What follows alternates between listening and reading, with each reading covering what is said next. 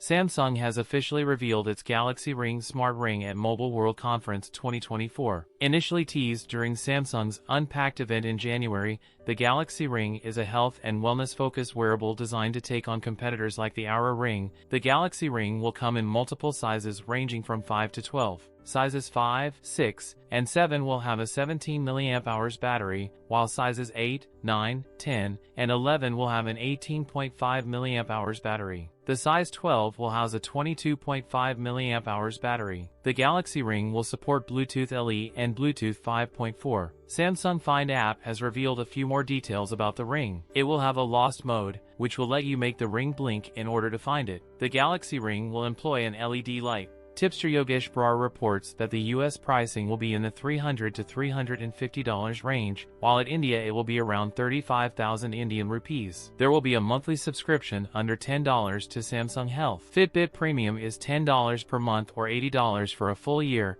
Apple Fitness Plus is the same price. It looks like Samsung wants to secure some recurring revenue with the ring, similar to its competitors. It's launched a new labs section in its app, where it plans to test new features and get user feedback. Perhaps it wants to differentiate itself from Samsung based on these. The ring features a minimalist yet substantial design and will be available in platinum silver, gold, and ceramic black color options. The Galaxy Ring will include a suite of sensors for tracking various health metrics.